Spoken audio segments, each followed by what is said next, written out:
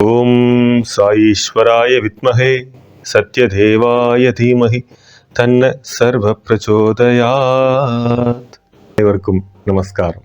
சாயி அவதாரம் பற்றி மகான்கள் என்ற இந்த பகுதியில் சாய் அவதாரத்தினுடைய மேன்மையை, பேருண்மையை விளக்கப் போகிற, நம்மளுடைய இதயத்தில் விளக்கேற்ற போகிற மகான் யார்?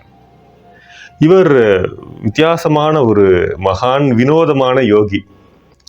உத்தரப்பிரதேசம், காசி, பலியா ஜில்லாவில் நர்தாராங்கிற கிராமத்தில் இந்த மகான் பிறக்கிறார். அவருடைய தாயார் பேர் குசும் தேவின்னு பேர். தந்தையார் ராம்தத் குன்வர். இவர் ஒரு குத்துச்சண்டை வீரர்.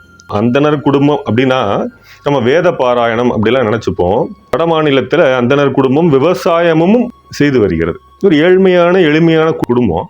ராமருடைய பெயர் அந்த குடும்பம் முழுக்க நீக்கமர நிறைந்திருந்தது. ராமருடைய பெயர் மட்டுமல்ல, ராமருடைய பக்தியும் நிறைந்திருந்தது. இதுல இந்த மகான் பிறக்கிறார். அவருடைய இயற்பெயர் அப்படி பார்த்தீங்கன்னா ராம் சுரத் குன்வர். குன்வர்ங்கிறது ஒரு குடும்ப பெயர். அவருடைய பெயரும் ராமர் இடம் பெறுகிறார்.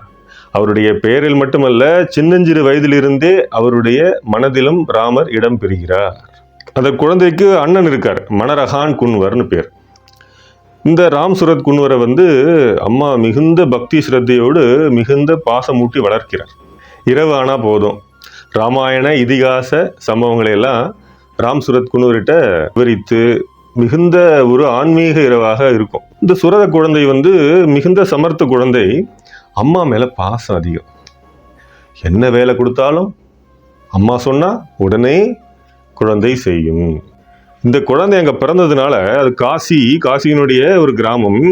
கங்கை பிரவாகம் அப்படியே பெருக்கெடுத்து ஓடும். உத்தரப்பிரதேசத்தினுடைய ரத்த ஓட்டமாக கங்கை ஓட்டம் திகழ்ந்து வருகிறது. இதுல கூடுதல் சிறப்பாக கங்கா பரிக்கிரமா, சாதுக்கள், சன்னியாசிகள், துறவிகள் இவங்கெல்லாம் வலம் வருவாங்க. அது ஒரு வருடம் ஆகும். எங்கெல்லாம் கங்கை பாய்கிறதோ அவங்களுடைய கரையோரத்தில் கிரிவலம் போல் நதிவலம் வருவாங்க. அந்த கிராமத்திலும் வருவார்கள். அப்போ சுரதன், நம்ம ராம் சுரத் குன்வர் அவர்களெல்லாம் பார்த்து வியந்து போவார். காவி நிறத்தை பார்த்தாலே குழந்தை சுரதர் ஓடி போவார். அப்படி காவி நிறத்தின் மேல அப்படியே ஒரு ஈர்ப்பு. கிட்ட போவாரு, நமஸ்கரிப்பார். வீட்டில் ரொட்டியதாக இருந்தா வீட்டுக்கு தெரியாம எடுத்துட்டு போய் அவர்களுக்கு உணவு உபசரிப்பார். அவர்கள் ஆசீர்வதிப்பார்கள். இப்படிலாம் நடந்து கொண்டிருக்கிறது. இந்த காலகட்டத்தில் அந்த கிராம பகுதியிலேயே வாழ்ந்து வருகிற ஒரு மகான் பெயர் கபாடியா பாபா. அவர் மேற்கு வங்காளத்திலிருந்து வந்தவர். ஒரு நீதிபதியாக இருந்தவர். தன்னுடைய மகளுடைய கணவன் அவர் ஒரு கொலை குற்றவாளியாக சாட்டப்படுகிறார். அது தீர்ப்பு அந்த மருமகனுக்கு எதிராக வருகிறது. என்ன நியாயமோ அந்த நியாயமான தீர்ப்பை இந்த கபாடியா பாபா தன்னுடைய பூர்வாசிரமத்தில் வழங்குகிறார். தன்னுடைய மகள் வாழ்க்கை கணவனின்று போகிறது. மிகப்பெரிய ஒரு துயரம். ஆக உலகை துறக்கிறார். இதுதான் உலக மேல் உள்ள பற்றை துறந்து இங்க வரார். நர்தாரா கிராமத்திற்கு வருகிறார். அவர் ரொம்ப ஆஜானுபாகவா இருப்பார். அவரிடம் பக்கத்திலே யாரும் போக மாட்டாங்க, பயம். ஆனா அந்த சின்னஞ்சிறு வயதிலேயே சுரதர் அவர்கிட்ட போய் அதே போல ரொட்டியை கொடுப்பது, அவர் பக்கத்துல உட்கார்ந்து இருப்பது, மௌனமாக இருப்பது. பள்ளி வாசலிலும் இறைவன் இருக்கிறான், பள்ளி வாசலிலும் இறைவன் இருக்கிறான் என்கிற ஸ்லேடையை போல பள்ளினா மிகுந்த பிடிக்கும். கோவில் எப்படியோ அதே போல சுரதனுக்கு பள்ளி. அப்படி இருக்கிற காலகட்டத்தில் படிப்புனா கெட்டி, மிகுந்த திறமைசாலி, மிகுந்த அறிவாளி. அந்த சின்னஞ்சிறு வயதிலேயே பள்ளியில முடிந்த பிறகு சக நண்பர்களோடு குத்துச்சண்டை விளையாடுவார். ஆனால் தந்தை குத்துச்சண்டை வீரர். குத்துச்சண்டை விளையாடுவார், கங்கை நதியில நீந்தி விளையாடுவார், கங்கை தீர்த்தத்தை குடிப்பார். இப்படிலாம் நிகழ்ந்து அப்புறம் வீட்டுக்கு வருவார். வீட்டு வேலை, பள்ளி பாடம் இப்படிலாம். இந்த காலகட்டத்தில் ஒரு முறை அம்மா கிணற்றடியில் நீர் எரித்து வர சொல்றாங்க. சுரதர் என்ன சொன்னாலும் செய்வார். அம்மா சொன்ன வீட்டு வேலையை அவரே இழுத்து போட்டு கூட செய்யக்கூடிய ஒரு சமர்த்து கெட்டிக்கார, படிப்பிலும் சுட்டியான குழந்தை ராம் சுரத் குன்வர். அதே போல கிணற்றடிக்கு வருகிறார். உங்களுக்கு தெரியும், கிணற்றடியில் வாளியில் அந்த கயிறு இருக்கும், சணல் கயிறு மாதிரி. அதை கையில் எடுத்துக்கொண்டு கிணற்று நீரை இறைக்க வேண்டும். இந்த இறைங்கிற வார்த்தையே அதிலிருந்து தான் வருகிறது இல்லையா? நமக்குள்ள ஊற்றடிக்கிறது தெய்வீக ஆற்றல். அதனாலதான் இறை அப்படின்னு பேர். இறைப்பதும் இறையும் ஒரே பொருள். அப்படி இருக்கும்பொழுது அது சணல் கயிறு அப்படி எடுத்துட்டு பார்க்கும்போது ஒரு குருவி அந்த கிணற்றடி அருகே அப்படியே அவரை பார்த்துட்டே இருக்கு. இவருக்கு சின்னஞ்சிறு வயது ஒரே குதூகலம், அந்த குருவியோடு விளையாடணும் அப்படின்னு ஒரு ஆவல் உந்துகிறது. என்ன பண்றாரு, அந்த சணல் கயிறை எடுத்து அப்படியே சுழற்றி அந்த குருவியின் அருகே வீசுகிறார், விளையாட்டு காட்டுறதுக்காக. பொதுவாக குருவி என்ன செய்யும், அப்படி ஒரு சந்தர்ப்பத்தில் குருவி பறந்து ஓடிவிடும் இல்லையா? ஆனா அந்த குருவி அப்படி செய்யவில்லை. இந்த நிற ஜாலத்தை எல்லாம் பார்த்து அப்படியே வியக்கிறார் சுரதர். ஆக, அழகான குருவி, சின்னஞ்சிறு குருவி, கை அளவை விட குறைவாக இருக்கிற குருவி, அப்படிலாம் அப்படி வீசி எறிகிற போது அந்த சணல் கயிறு அந்த குருவியின் மேலே பட்டு அந்த குருவி துடிதுடித்து இறந்து போகிறது. அதே இடத்துல சுரதர் குழந்தை அப்படியே மனம் உடைந்து போகிறார். அதுதான் அவருக்கு முதலான அதிர்ச்சிகரமான திருப்புமுனை சம்பவம். அந்த சின்னஞ்சிறு வயது எதிர்பார்க்கவே இல்லை. கயிற்றுடைய அடியை வாங்கி அப்படியே துடிதுடித்து இறந்து போகிறது. பதறி போய் ஓடி போய் அந்த குருவி அப்படியே எடுக்கிறாரு. துடிதுடித்து இறக்கும் பொழுது அந்த வேதனையை அந்த குழந்தை, பச்சிலம் மனதுடைய அந்த குழந்தை, கள்ளம் கப்படமில்லாத அந்த குழந்தை சுரதன் எடுத்துக்கொண்டு அப்படியே கண் கலங்கி அப்படி ஓடுறார். கண்ணில் அப்படியே கங்கை நதி கரையில் அப்படி போறாரு. கங்கை நதி அங்கேயும் இருக்கிறது. அந்த கங்கை நதியை அப்படி எடுத்து குருவியினுடைய வாயில விடுறாரு. அது பிழைக்கவில்லை. அதிர்ச்சியாக, நாம கொலை செய்து விட்டோம், ஒரு உயிரை கொன்று விட்டோம். ஏன்னா நல்ல இதிகாச சம்பவங்களை எல்லாம் தாய் சின்னஞ்சிறு வயதிலே உணர்த்தி வளர்த்ததால் அது குற்றம், அது தவறு, அது பாவம்னு அவர் உணர்றார். அதிலிருந்து ஒரு வாழ்க்கையே மாறிவிடுகிறது. அவருக்கு புத்தருக்கு எப்படி போதி மரம், அதே போல சுரதனுக்கு குருவிதான் போதி மரம். அந்த விளையாட்டெல்லாம், சக தோழர்களோடு விளையாடுவதெல்லாம் அப்படியே மறைந்து போய் என்ன பண்றார், அப்படியே தனிமையை நாடுகிறார். அப்படியே பார்க்கிறார், கங்கை நதியே பார்க்கிறார். அதெல்லாம் பார்த்து அப்படியே ஒரு விதமான ஆறுதலை தேடுகிறார். என்ன பண்றதுன்னு தெரியல. எப்போதும் போல கபாடியா பாபாவை அவர் தரிசனம் செய்கிறார். கபாடியா பாபா சொல்றாரு, காசிக்கு போ, காசி விஸ்வநாதரை தரிசனம் செய்யணும். சுரதர் போறார். போயிட்டு அந்த சன்னிதானத்துல, விஸ்வநாதர் சன்னிதானத்துல பார்க்கிறாரு. தன் உடலை மறக்கிறார். நான் என்கிற உணர்வு மட்டுமே இருக்கிறது. இப்ப நான் என்கிற எண்ணம் என்பது அகந்தை, நான் என்கிற உணர்வு என்பது நாம தான், ஆன்மா. அந்த உணர்வை பெறுகிறார், பேருணர்வு அது. பிறகு அப்படியே ஹரிச்சந்திரா காட், காசியில் பிணங்களை எல்லாம் எரிப்பார்கள். அந்த சடலங்களை எல்லாம் எரிப்பதையெல்லாம் பார்த்து இந்த உடல் நிலையற்றது என்பதை புத்தகத்தில் அல்ல, ஆன்மீக அனுபவ படிப்பாக, பிராக்டிக்கல் ஸ்பிரிச்சுவாலிட்டி என்று ஆங்கிலத்தில் சொல்லலாம், அதை அவர் அனுபவிக்கிறார். அதிலிருந்து இன்னும் ஆழம், தன்னுடைய ஆன்மீக சாதனையில் ஆழம் போகிறார். தனிமையில் அப்படியே இருந்து கங்கை நதி கரையிலும் சரி அப்படியே இருக்கின்ற காலகட்டத்தில் திருமண பருவம், பெற்றோர்கள் உறவினர்கள்லாம் துரத்துறாங்க, திருமணம் செய்து. இவருக்கு அதில் இஷ்டமே இல்லை, விருப்பமே இல்லை. என்ன நடக்கிறது, இவருக்கு தெரியாமையே பெண் பார்த்து நிச்சயம் செய்து விடுகிறார்கள். நாளைக்கு திருமணம். என்ன பண்றாரு, இன்னைக்கே தப்பித்து ஓடி விடுகிறார் வீட்டை விட்டு. எப்படி, கங்கை நதியை அப்படியே கடந்து நீந்தி, படகு கூட இல்லை, நீந்தி மறுகரைக்கு செல்கிறார். இவங்க எல்லாரும் தேடுறாங்க. நாளைக்கு பெண் இவருடைய திருமணம் செய்வதற்காக காத்திருக்கிறது. பெண்ணுக்கு இவரை பிடிச்சிருக்கு, ஆனா இவருக்கு விருப்பமே இல்லை. அப்புறம் என்ன பண்றாங்க, வேறு வழி. ஏன்னா இவர் தான் படித்தவர். மூத்த அண்ணா மனரகான் குன்வர் அவர் விவசாயியாக இருக்கிறார். படித்த பையனால பெண்ணுக்கு பிடிச்சிருக்கு, ஆனாலும் இல்லாத காரணத்தினால அண்ணனை திருமணம் செய்கிற ஒரு சூழல் ஏற்படுகிறது அந்த பெண்ணுக்கு. அதுக்கப்புறம் சமாதானப்படுத்தி கூட்டிட்டு வராங்க. அப்புறம் நான் படிக்கணும்னு சொல்றாரு, மேல் கொண்டு படிக்கணும்னு. ஆசிரியர் பயிற்சி இப்படிலாம் அவர் ஆசிரியராக திகழ்கிறார் அவருடைய பூர்வாசிரமத்துல. இப்படி இருக்கிற காலகட்டத்தில் மீண்டும் மீண்டும் திருமணம் செய், ஒரே நச்சரிப்பு, வீட்லேயும் சரி உறவினர்களும் சரி. அது அப்போ ஒரு 2 நிபந்தனை விதிக்கிறார். அந்த காலகட்டத்தில் மிகுந்த அரிதான நிபந்தனை அது. ஏன்னா சுரதர் பிறந்தது ஆச்சரியகரமான வருடம். ஷிரடி சுவாமி, ஷிரடி பாபா தன்னுடைய ஒரு உடலை நீக்கி சமாதி ஆன அந்த வருடம் 1918 சுரதர் பிறக்கிறார். டிசம்பர் 1. இப்போ அவர் கிட்டத்தட்ட ஒரு 20 வயது. அப்போ பாருங்க, அந்த காலகட்டத்தில் ஒரு 2 நிபந்தனை. என்ன நிபந்தனை அப்படின்னா, பெண் படித்திருக்க வேண்டும். ரொம்ப அரிதான ஒரு நிபந்தனை. ரொம்ப அப்படி ஒரு அந்த காலத்தில் ரொம்ப குறைவு. அதே போல திருமணத்திற்கு முன்னதாக நான் அந்த பெண்ணிட்ட பேசணுங்கிறாரு. அதிர்ச்சி இவங்களுக்கு. ஐயோ, இது என்ன முறைக்கு மரபுக்கு மீறி எல்லாம் அவன் சொல்றான் அப்படிலாம் ஒரு இது இருந்தது. ஆனால் அப்படி ஒரு நல்ல குடும்பம் அமைகிறது. அந்த பெண் படித்திருக்கிறார். அந்த பெண்ணுடைய பேரும் ராமருடைய பேராக திகழ்கிறது, ராமரஞ்சனி தேவி. அந்த பெண்ணை வந்து திருமணத்துக்கு முன்னதாக பேசுகிறார். பெண்ணுடைய தகப்பனார் அவர் படித்திருப்பதால், நல்ல பண்பாளர் என்பதால் பிடித்திருக்கிறது. திருமணம் ஆகிறது. அவருடைய வாழ்க்கை நகர்ந்து கொண்டிருக்கிறது. அவருடைய முதல் பிள்ளையுடைய பேரே புத்தருடைய பேர் தான். இப்படி அவருக்கு 4 குழந்தை.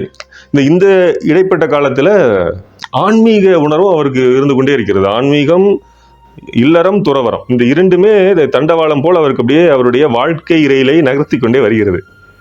ஒரு முறை கபாடியா பாபாவை தரிசிக்க செல்கிற போது பாபா சொல்றாரு, நான் உன் குரு இல்லை, உன்னுடைய குரு தென்னக பாரதத்தில் இருக்காரு, போய் தரிசனம் செய்து வா அப்படிங்கிறார். தென்னக பாரதம்னோடனே தமிழகம் வராரு. சுரதர் வருகிற போது பகவான் ரமணரை முதலாக தரிசனம் செய்கிறார். ரொம்ப ஆச்சரியம். அப்படி பார்க்கிறாரு பகவான் ரமணரையும் அவரும் பார்க்கிறார். கண்ணோடு கண் இருவரும் உற்று நோக்குகிறார்கள். முதல் குரு அவருக்கு பகவான் ரமணர் மகரிஷி. பகவான் ரமண மகரிஷி பேரிறைவன் பாபாவை பற்றி பகிர்ந்ததும் உங்களுக்கு தெரியும். இறைவன் ஆந்திர பிரதேசத்தில் அவதாரம் செய்திருக்கிறான், போய் தரிசனம் செய்து வாருங்கள். 2 பக்தர்கிட்ட சொல்றாரு. ஏன் அந்த பக்தர்கள் அழறாங்க, அனாதையா விட்டுட்டு போறீங்களே பகவான் அழறாகும் போது அதற்கானது. அதுவும் ஆதாரபூர்வமாக சத்யசாய் ஆனந்ததாய் என்ற புத்தகத்தில் இடம்பெற்றிருக்கிற அத்தகைய பகவான் ரமண மகரிஷி சுரதர் தரிசிக்கிறார். அப்ப மனதில் நினைக்கிறார், வாயில கூட சொல்லல, பகவான் உங்களுடைய ஆன்மீக மேன்மை எனக்கும் வர வேண்டும் பகவான், அருள் செய்யுங்கள் பகவான் இறைஞ்சுகிறார். உருகுகிறார். உள்ளே நமஸ்காரம் பண்றாரு. அந்த மனதிற்குள்ளே வேண்டிய பிரார்த்தனைக்கு வெளியே பகவான் ரமண மகரிஷிகள் சரி அப்படின்னு சொல்றார். அப்படி பார்க்கிறார், ஆச்சரியப்பட்டு புன்னகைக்கிறார். அவருக்கு சரின்னு தெரியாது. அவருக்கு வட மாநிலம். வெளியே வந்து கேட்கிறார், விசாரிக்கிறார். சரி அப்படின்னா அது ஆமோதிப்பதான ஒரு ஆசீர்வாதம் அப்படின்லாம் தெரிஞ்சவொன்னே ரொம்ப பூரிக்கிறார். அந்த காலகட்டத்தில் அரவிந்த மகரிஷியும் அதே தமிழகம் அப்படி புதுவைக்கு வந்து தரிசனம் செய்கிறார். அரவிந்த மகரிஷி அந்த காலகட்டத்திலலாம் வந்து தன்னுடைய தனிப்பட்ட தரிசனத்தை எல்லாம் நிறுத்தி கொண்டு தன்னுடைய அறையில் தனித்துவ தியானத்தில் நிறைந்து போகிறார். தூரத்திலேருந்து தரிசனம் பண்றாரு. அவருடைய புத்தகங்களை வாங்கி வருகிறார். அரவிந்த மகரிஷி அவருடைய பிறந்த நாள், சுதந்திரம் எப்போது கிடைத்ததோ அந்த சுதந்திரத்தினுடைய, அதாவது தன்னுடைய பரிசாக அந்த சுதந்திரத்தை அவர் அவதார பாபாவினுடைய சங்கல்பத்தினால் நமக்கு இந்த பாரதத்திற்கு வழங்கி இருக்கிறார். ஆகஸ்ட் 15, அதுதான் அவருடைய பிறந்தநாள். அந்த பிறந்தநாள் ஒரு முறை 1926 ஆகஸ்ட் 15ஆம் தேதி அவருடைய பிறந்தநாள் செய்தியாக சொல்றாரு, இன்னும் 100 நாட்களில் நானும் என்னை போன்ற சக யோகிகளும் சேர்ந்து தவம் செய்து கிருஷ்ணரை மண்ணுலகத்திற்கு கொண்டு வரப் போகிறோம் சொல்றார். சரியாக 100 நாள். இந்த 100வது நாள் நவம்பர் 23, 1926 பேரிறைவன் பாபா அவதாரம் செய்த திருநாள். இதனுடைய செய்தி தினமலர் ஆகஸ்ட் 8, 2010ஆம் ஆண்டு பிரசுரம் செய்கிறார்கள். இதனுடைய ஆதாரம் எங்க அப்படி தேடி பார்த்தா, uniqueness of Swami and this teaching என்ற புத்தகத்தில் டாக்டர் ஆர்.வி. ரெட்டி அவர்களால் தொகுக்கப்பட்டிருக்கிறது. இத்தகைய பகவான் அரவிந்த மகரிஷியை தூர தரிசனம் செய்து புத்தகங்களை வாங்கி வந்து வருகிறார். நிறுத்தாரா பகவான் அரவிந்தர், பகவான் ரமணர், இந்த 2 குருமார்களை அவர் வந்து இதயத்தோடு அப்படியே இணைத்து விட்டார். இன்னொரு குரு அவருக்காக காத்திருக்கிறார். அவருக்கு 3 குரு. பாருங்க, இப்போ குரு என்பது தன்மைதான், உருவம் அல்ல. ஆக தத்தாத்திரேய பகவான் சொல்வதை போல எனக்கு 18 குருங்கிறார். அவரே வந்து மகா குரு அவதாரம், தத்தாவதாரம். அவர் 18 குரு எனக்குங்கிறார். ஒரு பசுமாட்டியும் தன்னுடைய குருவாக தத்தாத்திரேயர். ஆக குரு என்பது தன்மை, இந்த உடம்பு அல்ல. குருத்தன்மை, காட்லினஸ், இறைத்தன்மை போல குருனஸ், குருத்தன்மை. ஆக அதை அவர் உணர்கிறார். பொதுவாக சுரதர் ஒரு புத்தகத்தை, அவர் 100 புத்தகம் வாசிப்பதை விட ஒரு புத்தகத்தையே அவர் 20-30 முறை வாசிப்பார். இதுதான் அவருடைய வழக்கம். அப்படியே ஆழ்ந்து பதியும். அதெல்லாம் ஆன்மீக வாழ்க்கையை மேற்கொள்கிறார். நவராத்திரியானா 9 நாளும் வெறும் தண்ணீர் மட்டுமே அருந்தி தவம் செய்கிறார். தனி அறையில தியானம் செய்கிறார். அவர் வந்து சேத்ராடன பயணம் எல்லாமே கோடை விடுமுறையில வருவார். ஏன்னா அவர் ஆசிரியர் என்பதனால கோடை விடுமுறை இருக்கும். இப்படி தன்னுடைய ஆன்மீக வாழ்க்கையிலும் அது அந்த ராமரஞ்சனி தேவி அம்மா எப்படி பரமஹம்சருக்கு தூய அன்னை சாரதா தேவியோ அப்படி ராம் சுரதருக்கு தூய அன்னையாக ராமரஞ்சனி தேவி மனைவியாக மட்டுமல்ல இந்த ஆன்மீக சாதனைக்கு உறுதுணையாக திகழ்கிறார். மிகப்பெரிய வரம் அவர் பெற்றது. இப்படி இருக்கிற காலகட்டத்தில் திருவண்ணாமலையில் இருக்கும்போதே ராம்தாஸ் என்பவரை கேள்விப்படுகிறார். காஞ்சன் காட்டில் இருக்காருன்னு. ஆனால் முதல்ல கேள்விப்படும் போது அவருக்கு அங்கே போய் தரிசனம் பண்ணல. இந்த ராம்தாஸ் சுவாமிகள் என்பவர் விட்டல் ராவ்னு பேர். மிக வினோதமான வாழ்க்கை அவருடையது. கல்வியில் ஆரம்பித்த தோல்வி அவருக்கு வியாபாரம் வரை விடவில்லை. முழுக்க தோல்வி. மெட்ரிகுலேஷன் தோல்வி, வியாபாரம் செய்கிறாரு, தனியாக சொந்த தொழில் செய்கிறாரு, தோல்வி. ஒரு வாழ்க்கையே வெறுத்து போகிறார், தற்கொலை செய்ய துணிகிறார், அதுவும் தோல்வி. அவருடைய தந்தையார், அவருடைய மனைவி, அதாவது விட்டல் ராவருடைய தாயார் இறந்து போன பிறகு மனம் சரியில்லாமல் உடுப்பிக்கு செல்கிறார். அங்கே ஒரு சன்னியாசியை தரிசனம் செய்கிறார். அவருடைய முக தேஜஸ் எல்லாம் பார்த்து அருகே செல்கிற போது அந்த சன்னியாசி ஒரு மந்திரம் தருகிறார். யாருக்கு? விட்டல் ராவருடைய தந்தையாருக்கு. அதை அவர் அப்படியே உச்சரித்து பரவசம் அடைகிறார். அந்த பரவசத்தை தன் மகனும் அனுபவிக்க வேண்டும் என்று தன்னுடைய மகனுக்கு அந்த மந்திரத்தை அளிக்கிறார். ஏற்கனவே ராமபக்தி அதிகமான விட்டல் ராவ் ஆகிய சுவாமி ராம்தாஸ் அவர்களுடைய பூர்வாசிரமம். அந்த பூர்வாசிரமத்தில் நிகழ்ந்தது அதை அப்படியே உச்சரித்து ராமருடைய அடிமையாக ராம சரணாகதி எய்துவதற்காக துறவரம் மேற்கொள்வதற்காக ஒரு லெட்டர் எழுதுகிறார். கடிதம் மிக விசித்திரமான வினோதமான கடிதம், ஆச்சரியகரமான கடிதம்.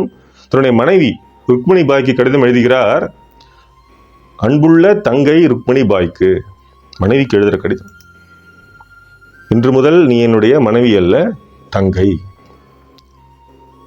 என்னுடைய குழந்தை ரமாபாய்க்கு என்னுடைய ஆசீர்வாதங்கள். நீங்கள் இருவரும் ஆன்மீகமாக வாழ வேண்டும். நான் என்னுடைய ராமனை தேடி ராம சரணாகதிக்காக ராமானுபூதிக்காக நான் துறவரம் செல்கிறேன்னு சொல்லி கையில் அந்த காலத்தில் 25 ரூபாயோடு 2 காவி வேட்டியோடு கிளம்பியவர் பல சேத்திராடனங்கள்லாம் செய்துவிட்டு பாண்டவ குகையில் ஆன்மானுபூதி எய்துகிறார். அப்போ ராமச்சந்திர மூர்த்தி ஆகிய அவதார ராமர் அவருக்கு தியானத்தில் தரிசனம் தந்து உன்னுடைய தவத்தை எல்லாம் மெச்சினோம், ஆனால் என்ன, ஒரு தொழுநோயாளி எங்கள் பக்கத்தில் இருக்கான், அவனுக்கு நீ சேவை செய், அப்போதான் நான் ஸ்தூலமாக தரிசனம் தருவேன்கிறார். ஆக ஆன்ம சாதனை ஒரு சிறகு, சேவை இன்னொரு சிறகு என்பதற்காக இதை உங்களோடு அடியேன் பகிர்ந்து கொள்கிறேன். ஒன்று மட்டும் வைத்து ஆன்மீகத்தில் உயரவே முடியாது. ஆக அவர் ஆன்ம சாதனை செய்து அப்படியே சேவைக்கு வரார். இப்போ சேவை மட்டும் நாம் செய்கிறோம் போதாது, ஆன்ம சாதனையும் முக்கியம், தியானம் என்பதற்காக அப்படியே தொழுநோயாளிக்கு சேவை செய்து விட்டு வருகிற போது அவருக்கு ராமானுபூதி எய்துகிறார். அவருடைய குடும்பமே அவருடைய பக்தராகிறது. இத்தகைய மாபெரும் மகானாகிய பப்பா ராம்தாஸ் அவர்களை இன்னொரு முறை அவர் தரிசனம் செய்கிறார். அதுக்கு முன்னதாக பகவான் ரமணரை தரிசிக்கிறார் 1950 ஆண்டுகள் வாக்கிலாக. அப்போது பகவான் ரமணருடைய அந்த புற்றுநோய் இதெல்லாம் பார்த்து அப்படியே போகிறாரு. முதல் முறை காஞ்சன்காட் ராமதாஸ் சுவாமிகளை சுரதர் தரிசிக்கும் போது பெரிதாக ஒரு பெரிய ஏற்படலை. ஏன்னா அவருடைய வழிமுறை வித்தியாசமானது. சதா ராமநாமம் ஒலித்து கொண்டே இருக்கும். எந்த ராமநாமம் அவருக்கு ஆன்மானுபூதியை தந்ததோ, அவருடைய தந்தையாருக்கு பரவசம் தந்ததோ, அந்த ராமநாமத்தை அவர் உச்சரித்து கொண்டே இருக்கிறார். அவருக்கு சேவை செய்வதற்காக கிருஷ்ணாபாய் மாதாஜி இருக்கிறார். அவரையும் சுரதர் பார்க்கிறார். இந்த கிருஷ்ணாபாய் 12 வயதுல பால்ய விவாகம் செய்ய வைக்கப்பட்டு 20 வயதுல விதவையாகிறார். ரொம்ப கொடூரம், ரொம்ப கொடுமை. அதற்குள்ள 2 குழந்தைகளும் பிறந்து விடுகின்றன. என்ன செய்வார்?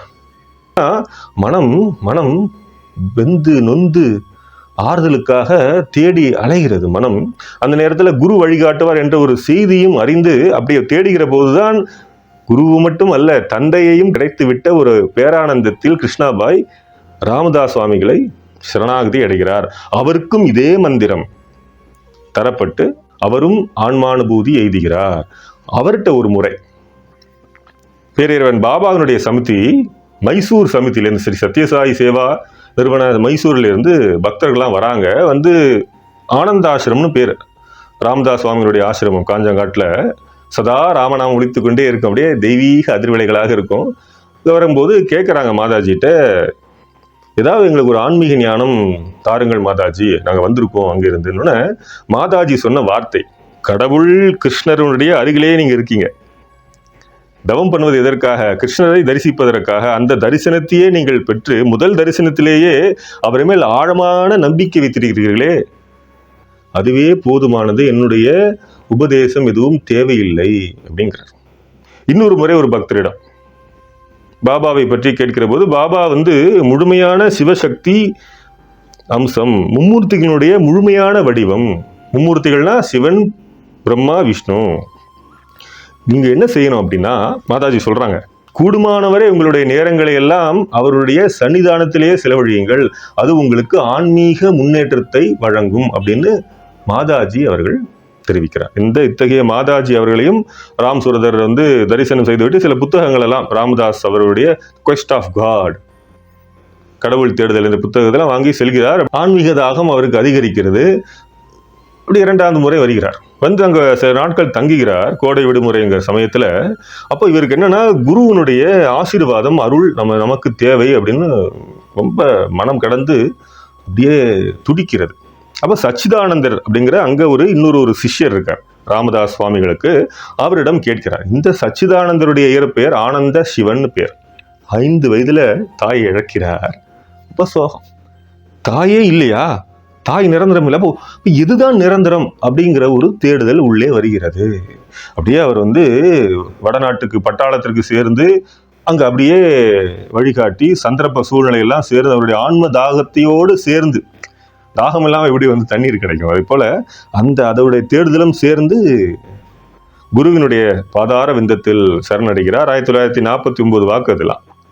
அப்படி இருக்கிற போது நான் ஹிமாலயம் சென்று தவம் இயற்றப் போகிறேன்னு சொல்லும் போது மாதாஜி கிருஷ்ணாபாய் அவரை ரிஷிகேஷ், ஹரித்வார் அந்த பகுதிக்கு ஆற்றுப்படுத்துகிறார். பிறகு வருகிறார்.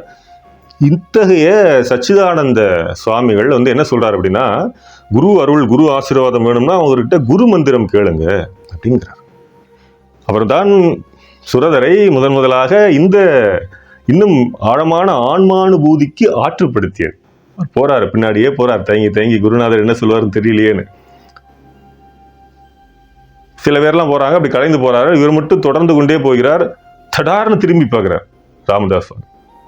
இவர் மனதிற்குள்ளே அந்த தாகம், ஏக்கம் இருக்கு. சுரதருக்கு கேட்கிறார், என்ன குரு உபதேசம் வேணுமா, குரு மந்திரம் வேணுமான்னு கேட்கிறார்.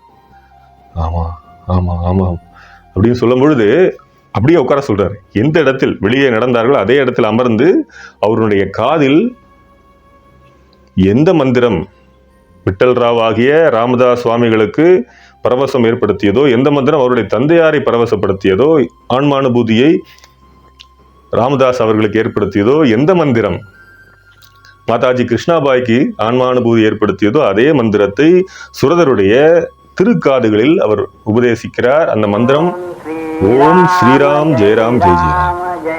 இந்த மந்திரத்தை ஒரு வாரம் தொடர்ந்து உண்ணாமல் உறங்காமல் தீவிரமாக ஆன்ம சாதனை பெற்று ஆன்மானுபூதி அடைகிறார். இந்த உலகத்தை மறக்கிறார், தன் நிலையை மறந்து போகிறார், பரவசப்பட்டு பேரானந்தத்தோடு சிரிக்கிறார். அப்படியே அவர் ஆற்றுப்படுத்தி ஒரு ஊருக்கு அனுப்புகிறார்கள். அங்கே இவருக்கு ஏதோ பித்து பிடித்து விட்டது என்று நினைக்கிறார்கள். இந்த உலகம் அப்படித்தானே, பைத்தியங்கள் 10 பேர் சேர்ந்து இருக்கிற போது ஒரு தெளிவானவன் வந்தால் அந்த ஒரு தெளிவானவனை இந்த பைத்தியங்கள் பைத்தியம் என்று சொல்லுவதை போல மகான்களை இந்த மனிதர்கள் அறியாமையால் பைத்தியம் என்று சொல்கிறார்கள். காரணம், குரு என்பது ஒரு கண்ணாடி, குரு தன்மைன்னு சொன்னோம் இல்லையா, கண்ணாடி. அந்த குருவை மனிதன் பார்க்கிற போது அவன் தன்னையே பார்த்துக் கொள்கிறான். பக்தி உள்ளவன் பக்தியை அடைகிறான், பார்க்கிறான். புத்தி இல்லாதவன் அதுதான் பார்க்கிறான். மருத்துவர் சொல்றாரு, தெளிவாக தான் இருக்காரு, ஒரு பிரச்சனையும் இல்லை. அப்படி அந்த நேரத்தில் தான் நம்ம இங்கேயே ஆனந்த ஆசிரமத்திலேயே தங்கிவிட வேண்டும் என்ற ஒரு இதுல தன்னுடைய வேலையை துறக்கிறார். மனைவியோடு அவருடைய குழந்தைகளோடு வருகிறார் ஆசிரமத்திற்கு. ஆனால் அனுமதிக்கப்படவில்லை. இங்கே இல்லறவாசிகளுக்கு அனுமதி இல்லை. அப்படி இருக்க பொழுது கதறார், அழுகிறார். நான் எங்க போவேன் குருநாதா, நான் என்ன பண்ண முடியும்னு. போய் பிச்சை எடு என்கிறார் குருநாதர் ராமதாஸ் சுவாமி. அந்த வார்த்தை அது அவருக்கு 2வது குரு உபதேசமாக வழங்கப்பட்டதை போல் சுரதர் உணர்ந்து அது முதல் தன்னை பிச்சைக்காரன் என்று சொல்கிறார். இதில் மிக முக்கியமாக ராமதாஸ் சொன்னது என்னன்னா, ஒரு ஆலமரத்தின் கீழே இன்னொரு ஆலமரம் வளராது. அவர் அப்படியே போறாரு, சென்னைக்கு வருகிறார். ரயில் நிலையத்தில் குரு சொன்னதை போலவே பிக்ஷை எடுக்கிறார். பிக்ஷை எடுத்து மனைவிக்கு டிக்கெட் வாங்கி இனிமே நான் வரமாட்டேன் சொல்லி அனுப்புகிறார்.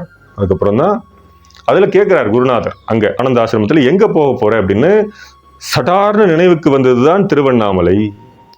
திருவண்ணாமலைக்கு வரார். கோவில், ரமணாசிரமம். அதுல ஒரு அன்பர், ரமண அன்பர் சுந்தரேஷ் ஐயர், அவர் கேட்கிறார் உங்க பேர் என்ன அப்படி. இவர் சொன்னது ராம் சுரத் குன்வர்னு சொல்றார், அவருடைய இயற்பெயர்.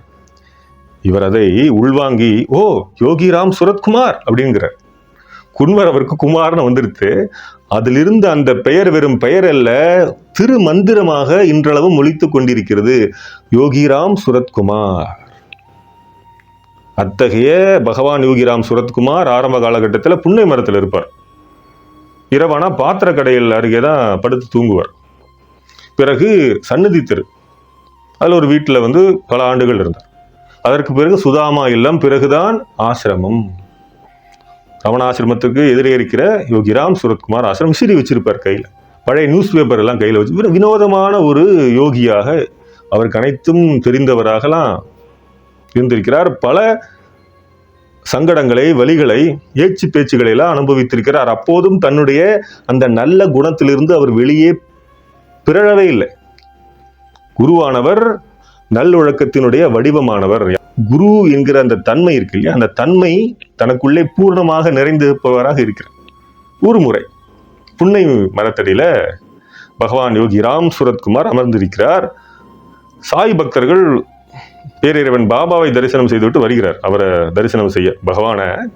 அப்போ கேட்கிறார் எங்கிருந்து வரீங்கன்னு கேட்கிறார். பொதுவா பகவான் யோகி ராம் சுரத்குமார் ஆங்கிலத்தில் தான் பேசுவார். ரொம்ப அற்புதமாக இருக்கும். ஒரு சிங்கம் போல கர்ஜிப்பவர். சிரித்தால் உடம்பு முழுக்க அப்படியே குலுங்கும், அதிரும். ஒரு குழந்தையை போல சிரிப்பார், ஒரு சிங்கத்தை போல பேசுவார். ஒரு கண், அவருடைய தீட்சண்யம் மிக அபாரமானது. கேட்கிறார் where are you coming from அப்படிங்கிறார்.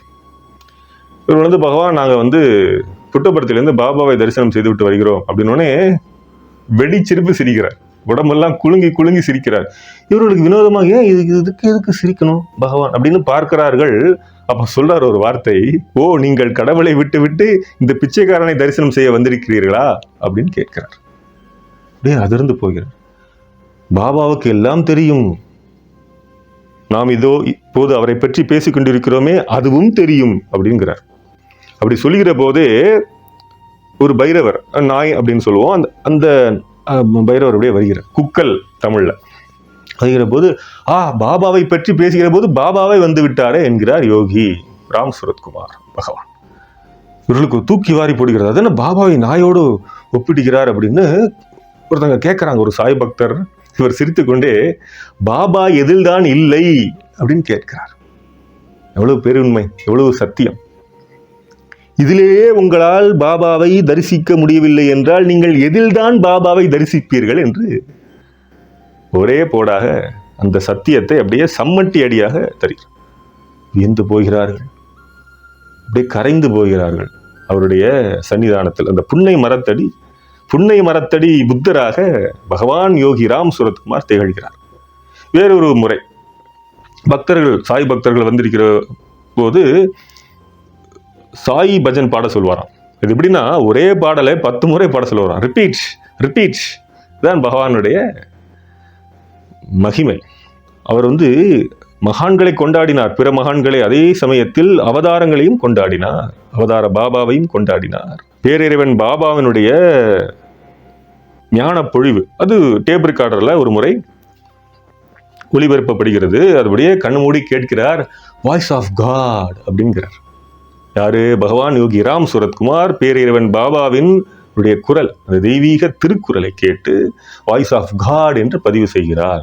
இதெல்லாம் யோகி ராம் சுரத்குமார் ஆசிரமத்தினுடைய இணையதளத்திலேயே பதிவு செய்யப்பட்டிருக்கிறது. www.yogiramsuratkumar.in.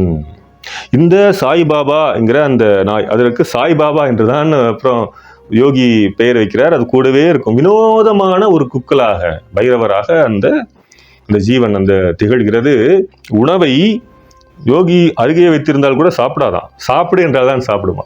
அப்படி ஒரு காவலாக கருணையோடு அந்த ஜீவன் அவரை பாதுகாக்கிறது. கையில விசிறி வித்திட்டே இருப்பார். விசிறி தென்றல் பகவான் யோகி ராம் சுரத்குமார். அதனால்தான் விசிறி சாமியார் என்றும் அவர் அழைக்கப்படுகிறார். இந்த சாய்பாபா என்ற அந்த குக்களை பற்றிய செய்தி கூட அமரகாவியத்தில் பார்த்தசாரதி என்பவர் மிக முழுமையான ஒரு நூலை எழுதியிருக்கிறார்.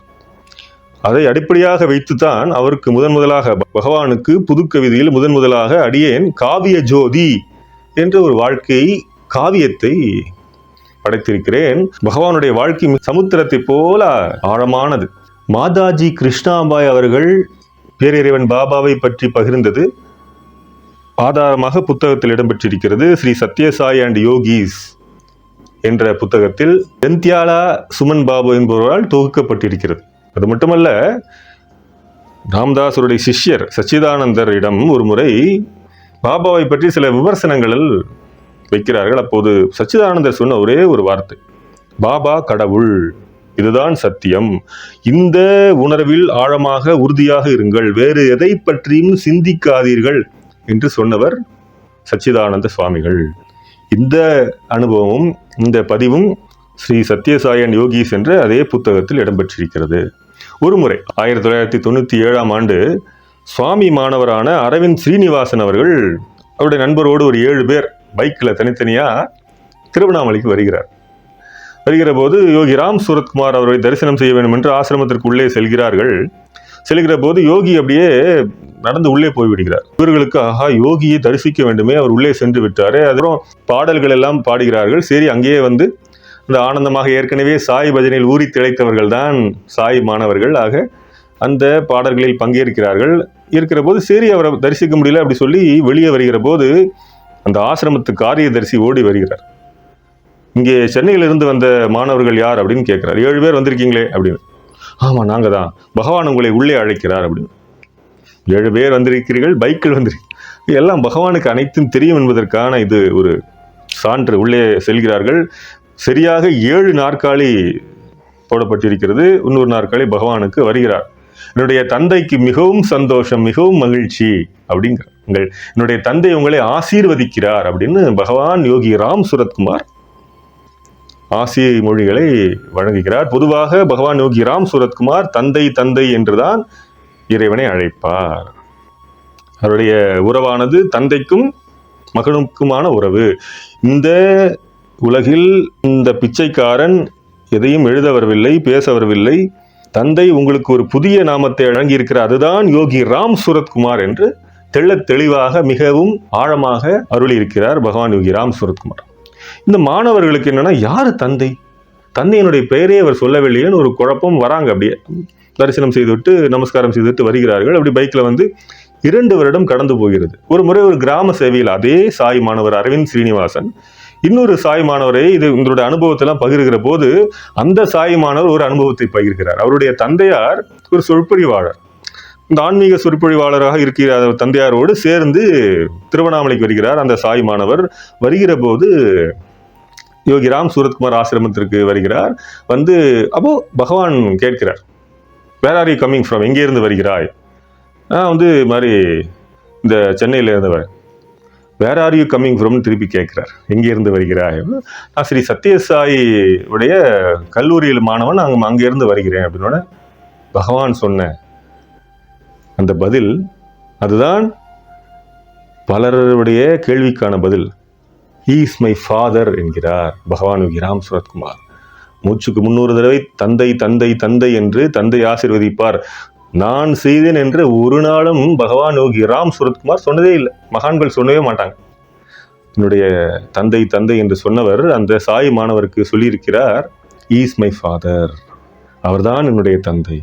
ஆரம்ப காலத்தில் பகவானுடைய மந்திரமாக யோகி ராம் சூரத்குமார் ஜெயகுரு ஜெயகுரு ஜெயகுரு ராயா என்ற ஆதி மந்திரம் தொடங்கி இப்போது அனைவரும் ஜெபித்து வரும் யோகி ராம் சூரத்குமார் யோகி ராம் சூரத்குமார் யோகி ராம் சூரத்குமார் ஜெயகுரு ராயா என்ற மந்திரத்தோடு பகவான் யோகி ராம் சூரத்குமாரை வழிபட்டு வணங்கி அவரிடம் இருந்த அந்த குரு தன்மை, அந்த நற்குணங்கள், பவ்யம், பணிவு, குரு பக்தி, அந்த அடக்கம், இவையெல்லாம் நமக்குள்ளும் தோன்றி அது பேரிறைவன் பாபாவை நோக்கி நம்மை ஆற்றுப்படுத்தி பிறவாமை எனும் கரையில் நம்மை செலுத்த வேண்டும். பகவானுடைய அடையாளமாக விசிறி, ஒரு தேங்காய் சிரட்டை, இதோடு கூடிய ஒரு மாலையாக சணர் கயிறு இருக்கும். அதை டீகோட் பண்ணும்போது ஒன்று புரிந்தது. அந்த சணல் கயிறு எதை நினைவுபடுத்துகிறது தெரியுமா?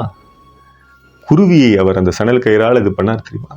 அதை அவர் இறுதி வரை தன்னுடைய கழுத்தில் மாலையாக அணிந்திருந்தார். அத்தகைய யோகி ராம் சூரத்குமாருடைய திருவடிகள் சரணம். ஜெய் சாய்ராம்.